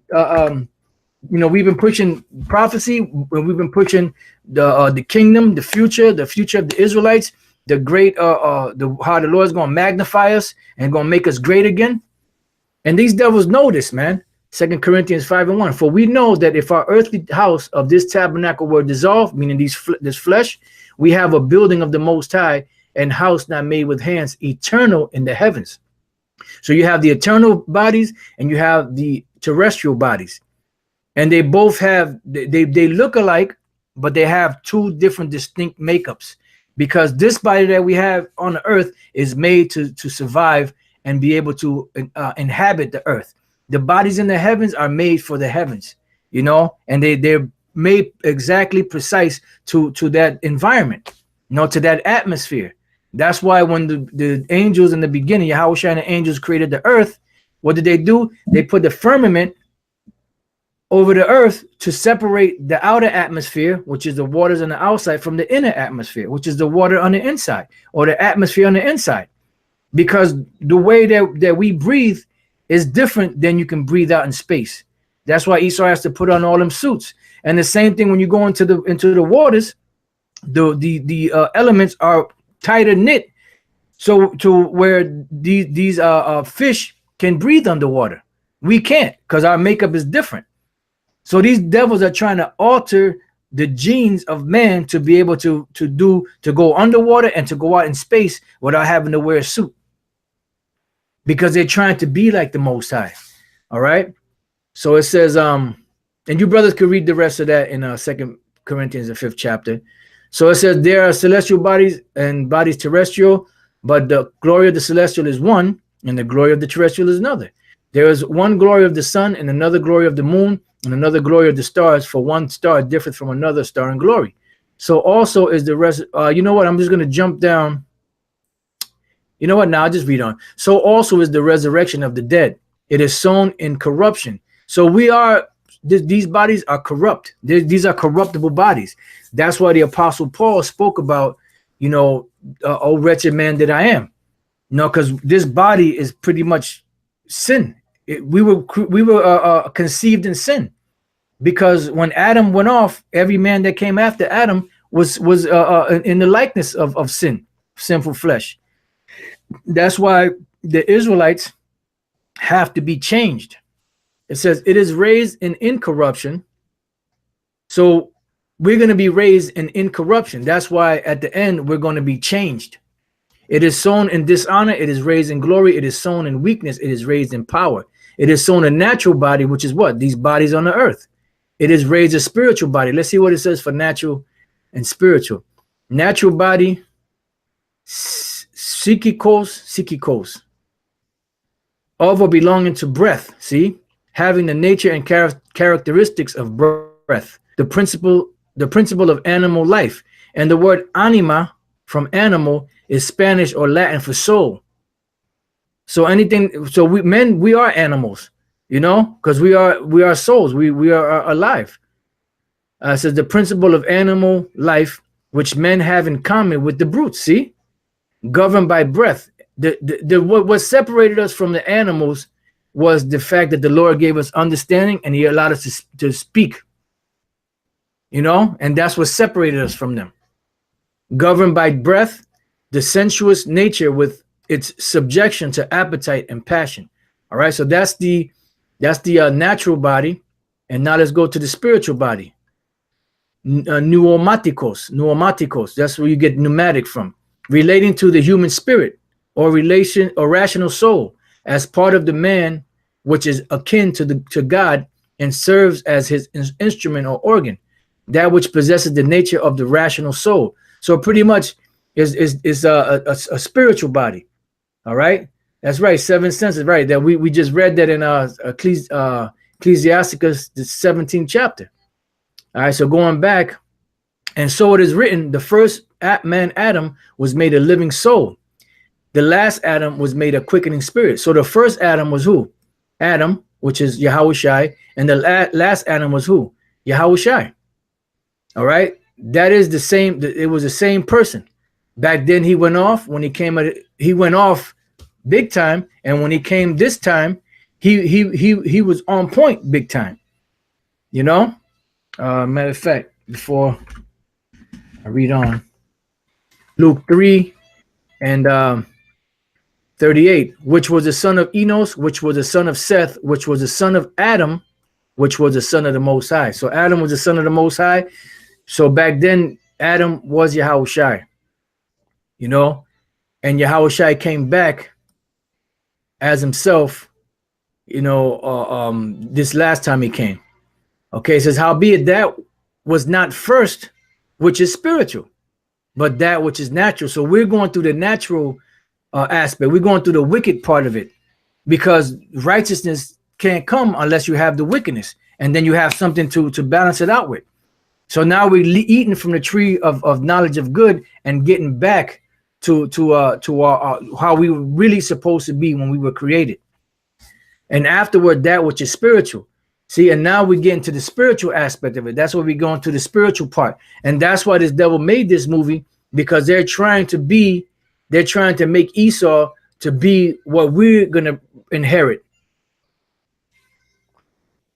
I hope this ain't going over brothers' heads. It says the first man is of the earth, earthy.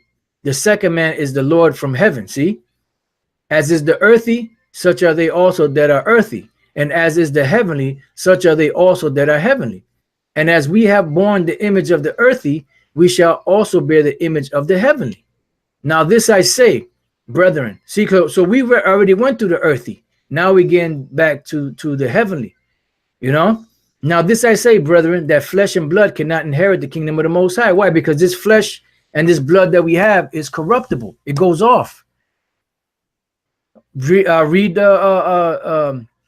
Romans the 7th chapter, Romans the 8th chapter. It tells you, Paul tells you about these bodies. These bodies are the chains of darkness that is spoken of in the book of 2 Peter, the 2nd chapter, and in the book of Jude. It says, neither doth corruption inherit incorruption. So corruption cannot inherit incorruption. All right. That's why these corrupt bodies have to be changed to an incorrupt body. These physical bodies have to be changed to the heavenly bodies. Behold, I show you a mystery. We shall not all sleep, but we shall all be changed. See, we shall all be changed, which is the word alasso.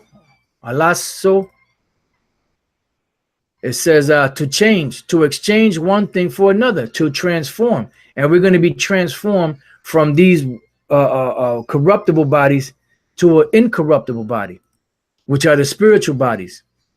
It says, in a moment, in the twinkling of an eye, at the last trump. For the trumpet, not Donald Trump. In a moment, in the twinkling of an eye, at the last trump, meaning at the very end, when the Lord brings the destruction. For the trumpet shall sound, which the trumpet is what? That's the final trumpet. The seventh trumpet, the Armageddon, the Valley of Jehoshaphat, and the end of the world. And the dead shall be raised incorruptible. So we're going to be raised incorruptible. The first ones that's going to be raised are going to be the brothers that died in the truth. Beginning with Elder Abba Bivens, King Masha, High Priest High Priest Yaquab Salakia, and any other Israelite man that is part of the elect. They're going to be raised up first in the incorruptible bodies, and then we shall join them in the air, and we shall be changed. All right. It says, for this corruptible must put on incorruption, and this mortal must put on immortality. So when this corruptible shall have put on incorruption, and this mortal shall have put on immortality, then shall be brought to pass the saying that is written, death is swallowed up in victory. And part of the incorruptible body, or this spiritual body, or that change, is going to be spiritual power. This is the book of before I go there, let me read this real quick. It says, keep silence before me, O islands, and let the people renew their strength. See, let them come near and let them speak. Let us come near together to judgment. So it says, keep silence before me, O islands, and let the people renew their strength. Now let's look up the word renew. The word is chalap, to pass on or away, pass through, pass by, go through, grow up, change. So we have to be changed. We have to be renewed again, to show newness of a tree. All right. To come on a new sprout again of grass. So how are we going to renew our strength? By the Lord giving us, changing these bodies and giving us spiritual power. And the word strength, this word here is kach. It says strength, power, might. Another way of saying strength or strong is kazak. All right. So we have to renew our strength. But how are we going to renew our strength? The Lord is going to renew our strength. And it starts with the mind. Because Yahweh said, if you have faith as a grain of mustard seed, you tell this mountain to move and it'll jump in, it'll jump into the deepest ocean. So the spiritual power starts in the mind. He said, which one of you by taking thought can add 1 cubit to your stature?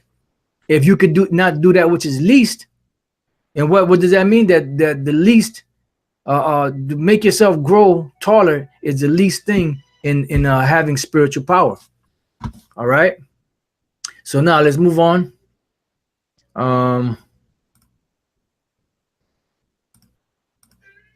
I had something else.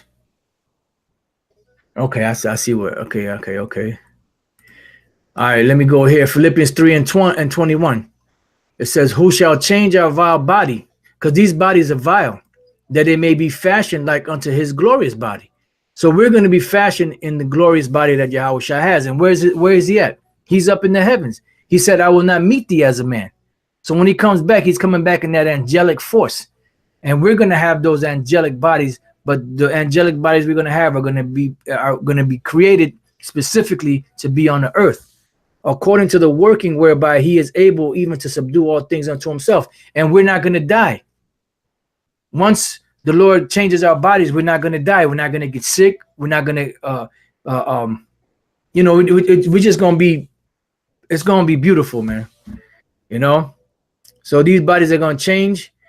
Psalm 17 and 15.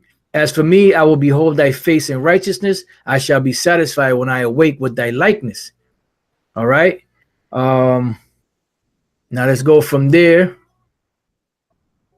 Because you know what? I'm going to come back to this if the Spirit, allows.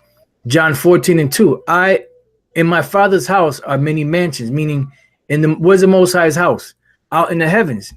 And what is a mansion? Something to dwell in, a house. So what do these mansions represent? They represent these different planets out there in space. So the Lord Yahushua said that in his Father's house are many mansions. If it were not so, I would have told you. So if that wasn't the case, he would have told us different. I go to prepare a place for you. So there's places out there that are prepared for us, but we're going to be changed. But what Esau is saying, no, I'm going to be like the Most High. I'm going to be the one to make you change. And that's why you have this movie, because they think in their warped mind that they're going to be able to mutate men and be able to change their genetic makeup so that they can go out and actually be, out there, in space, with a changed body, which is bullshit. Where are we at? All right, so now let's go from there to Isaiah 40. Brother just posted it, brother GMS Salt. Isaiah 40, and we're going to go to the 21st verse. It says, have you not known? Have you not heard? Hath it not been told you from the beginning? Have you not understood from the foundation of the earth? It is he that sitteth upon the circle of the earth. What? The globe, what? And the inhabitants thereof are as grasshoppers, that stretcheth out the heavens as a curtain, and spreadeth them out as a tent to dwell in. So the heavens were created to as a tent. Yahushua just said that. He said he's going to go prepare a place for us there. So there's going to be space travel, but we're not going to have to put on them stupid suits, because the Lord is going to change our bodies. All right. You know what? I'm just going to jump down to, I'll start at 28. I start at 27. Why sayest thou, O Jacob, and speakest, O Israel, my way is hid from the Lord, and my judgment is passed over from my power? Hast thou not known? Hast thou not heard that the everlasting power, the Lord, the creator of the ends of the earth, fainteth not, neither is weary? There is no searching of his understanding. And these devils are trying to do that. He giveth power to the faint. See, and we are the faint right now. No, we're at the verge of our bodies are falling apart. He giveth power to the faint, and to them that have no might, he increases strength. And that's what's happening. The Lord is going to increase our strength. Not with these corruptible bodies, but with the incorruptible bodies that was promised to us. Even the youth shall faint and be weary. So even young men now are falling apart.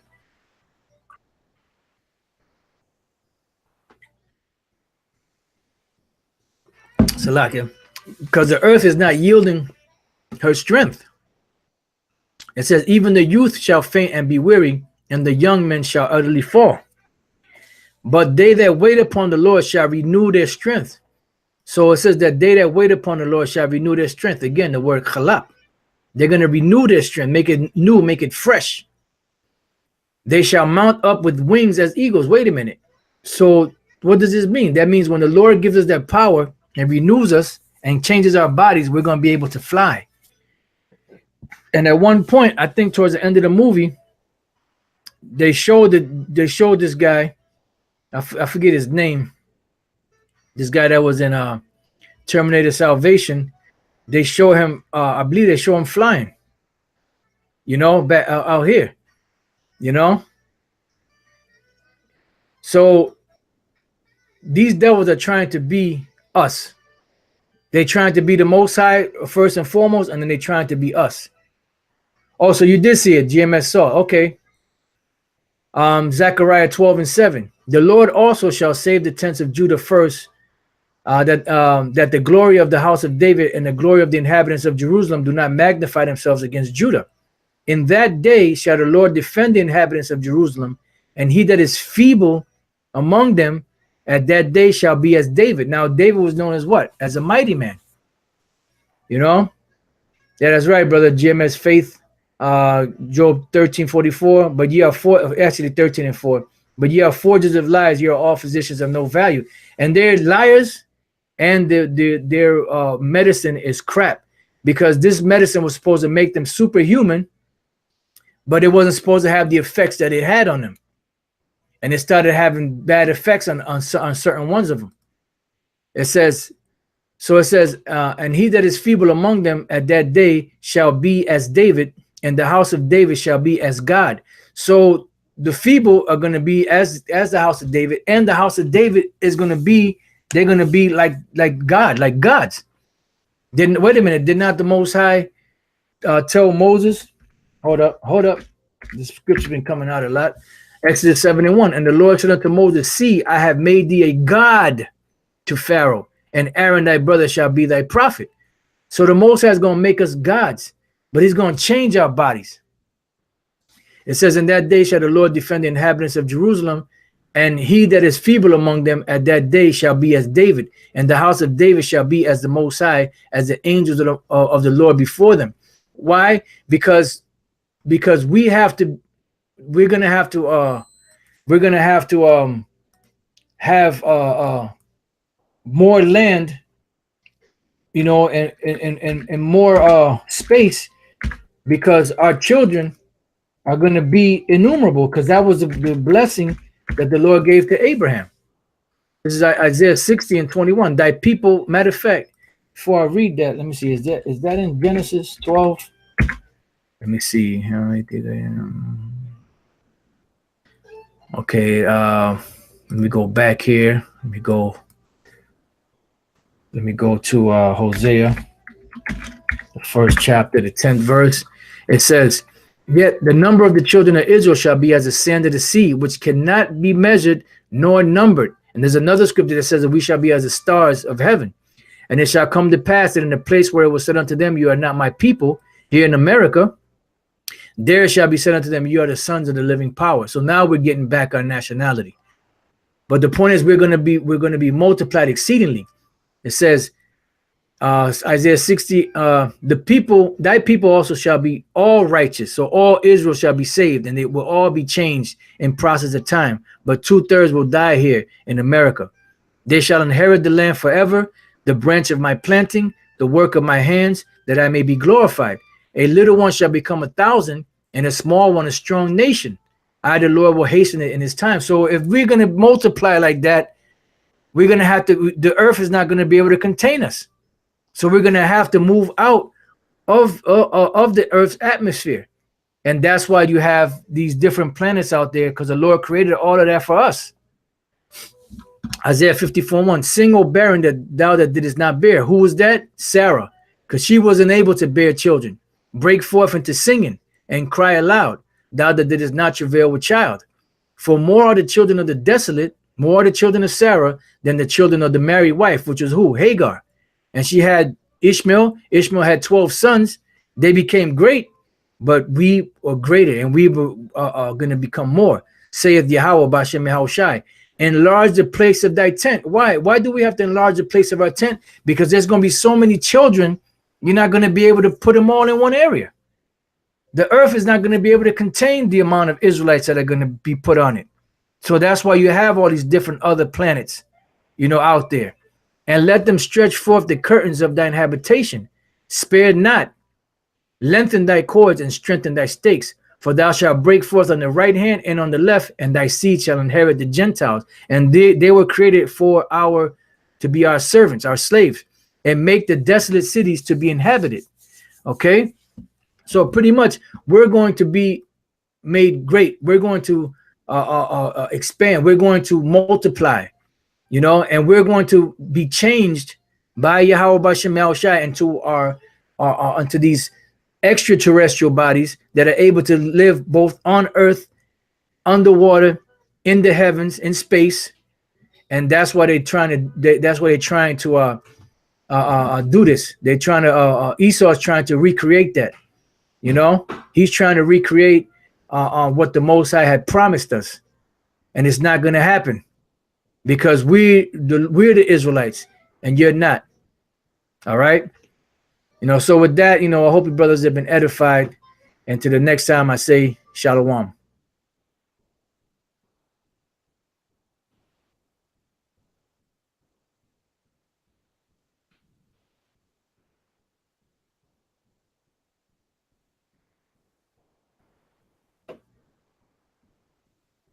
There he goes.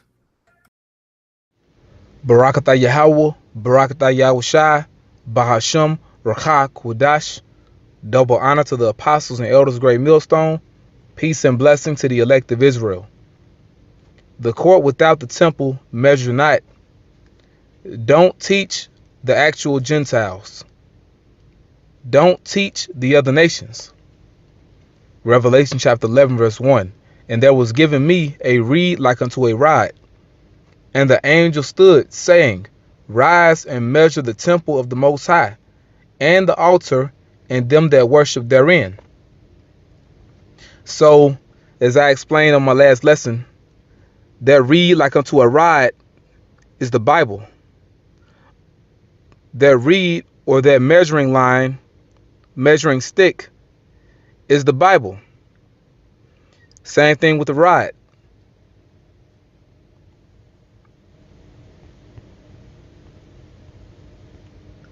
The book of Micah, chapter 6, and verse 9. Yahweh's voice crieth unto the city, and the man of wisdom shall see thy name. Hear ye the rod, and who hath appointed it? The rod is the Bible. Okay? Because the actual rod and actual staff doesn't talk. That rod is talking about the scriptures. The Bible. A rod or a staff is used to guide, is also used to beat. It's used to give you reproof. And the thing that gives us reproof or correction is the Bible. It gives us discipline. It's only for the Israelites. Micah chapter 7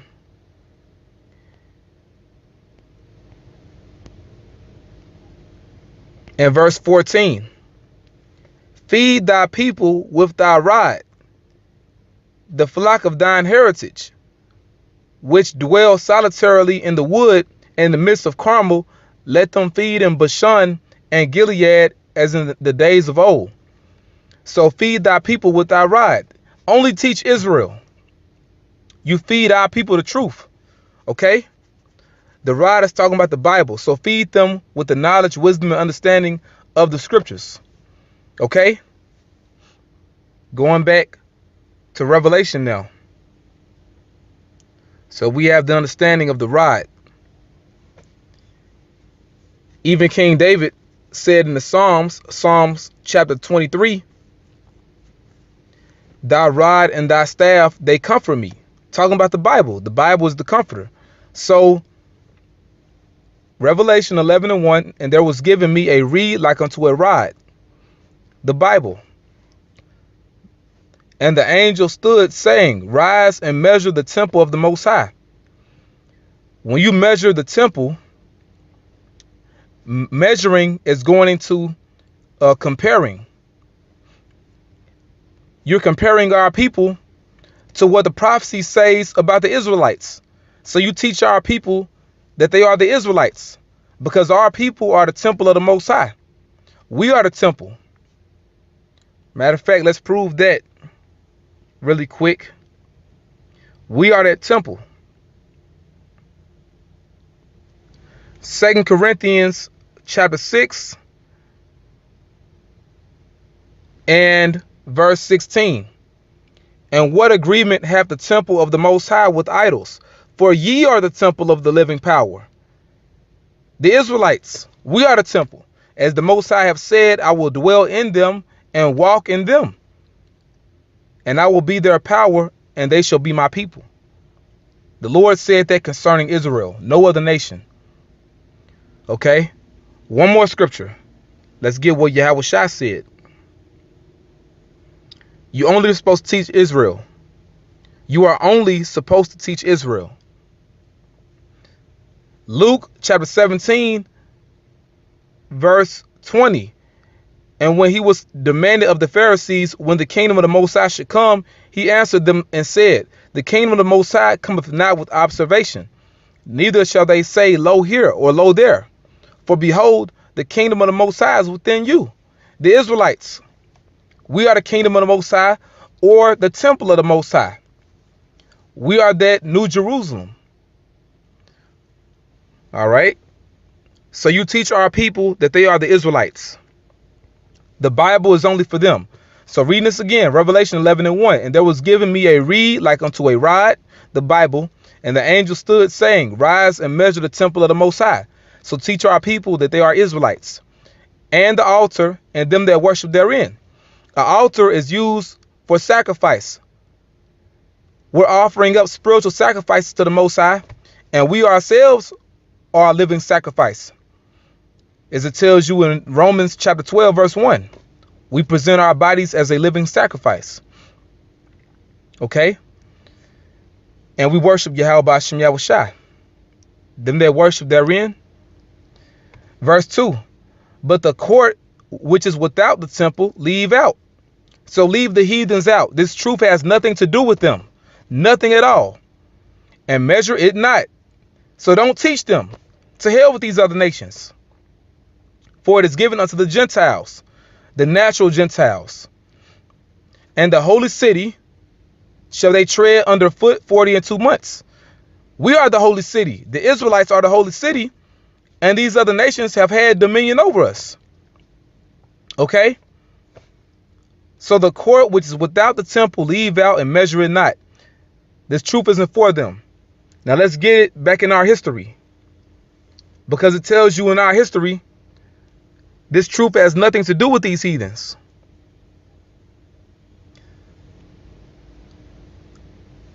Ezra chapter 4 and verse 1.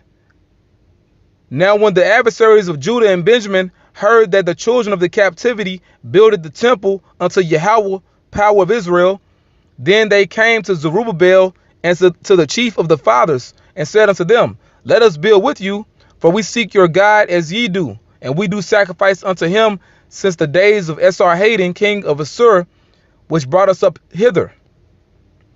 But Zerubbabel and Jeshua and the rest of the chief of the fathers of Israel said unto them, ye have nothing to do with us to build an house unto our power. Ye have nothing to do with us to build an house unto our God, but we ourselves together will build unto Yahweh, power of Israel, as King Cyrus, the king of Persia, have commanded us. Okay? So just like the heathens had nothing to do with us to build an house or a temple to our God in the ancient world, they couldn't build that physical temple with us. They had nothing to do with the temple. Same thing in this time right now. These heathens have nothing to do with this spiritual temple that's being built. They have nothing to do with the spiritual temple, which is the Israelites. Which are the Israelites? The Israelites are that third temple. We are the Most High's building. The tabernacle of David. They have nothing to do with that. Nothing.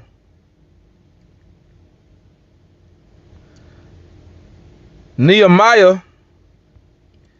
Let's see. Because all this is on point, but we're going to get the main point.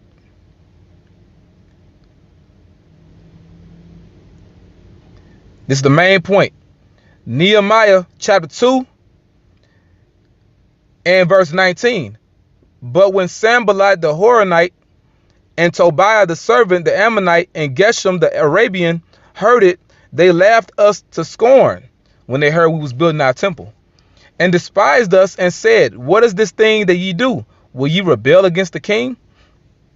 Then answered I them and said unto them, the God of heaven, he will prosper us. Therefore we his servants will arise and build. But ye have no portion, nor right, nor memorial in Jerusalem. But ye have no portion, nor right, nor memorial in Jerusalem. So in other words, our temple has nothing to do with you heathens. You're going to slavery. To hell with you. Okay? You had nothing to do with our old temple, and you have nothing to do with this third temple that's being built right now. Nothing to do with it. You're going to slavery. That's all you need to know. That's all you need to know. We only teach Israel. To hell with you heathens. Matthew chapter 10 verse 5. These 12 Yahweh shall send forth and commanded them, saying, go not into the way of the Gentiles, and into any city of the Samaritans enter ye not. but go rather to the lost sheep of the house of Israel. And as ye go, preach, saying, the kingdom of heaven is at hand. So the kingdom of heaven is only for our people. We're not teaching you heathens. All you need to know is that you're a heathen and you're going into slavery. That's all you need to know. And when the scripture says this in Mark chapter 16 and verse 15, and he said unto them, go ye into all the world and preach the gospel to every creature. That's talking about to every Israelite. You preach the gospel to every Israelite. That's the creature the Most High is dealing with. And let's prove that. Let's prove it really quick.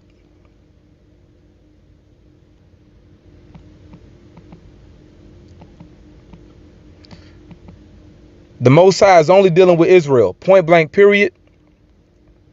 And it never changed. That never changed. Type in creature.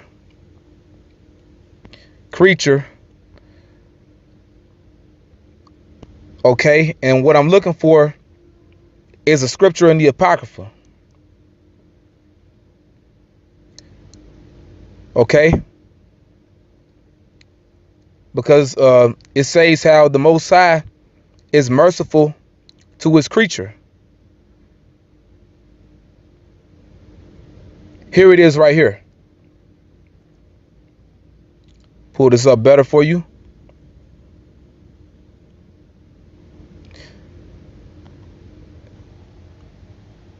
Second Ezra chapter 8, verse 40 to 50. Like as I have spoken now, so shall it come to pass. For as the husbandman soweth much seed upon the ground and planteth many trees, and yet the thing that is sown good in his season cometh not up, neither doth all that is planted take root. Even so is it of them that are sown in the world, they shall not all be saved. And that right there is really pertaining to Israel. Not all Israel are going to be saved in this go round. Let me get to the point though. Verse 45. Be not wroth with us, but spare thy people. And this is what Ezra is pleading with the Lord about. Spare the Israelites. Spare thy people. And have mercy upon thine inheritance. Let me read that again. Be not wroth with us, but spare thy people, and have mercy upon thine own inheritance, for thou art merciful unto thy creature, which are the Israelites. So preach the gospel to every creature, preach the gospel to every Israelite. But we know those only of the elect will be delivered. They're going to understand the truth. All right? Because see, when you read this, Ezra, he was pleading to the Most High for all Israel. And then the Most High, through the archangel Uriel, had to correct Ezra, telling him, you can't love my creature more than me, when you keep reading on. And that's the point dealing with that. Because the Lord says how he's the creator of Israel. So we are the creature. Here it is right here. Isaiah chapter 43, verse 15. I am Yahweh, your Holy One, the creator of Israel, your king. And that's all possessive. He's our power. So you heathens have nothing to do with this truth. You have nothing to do with us.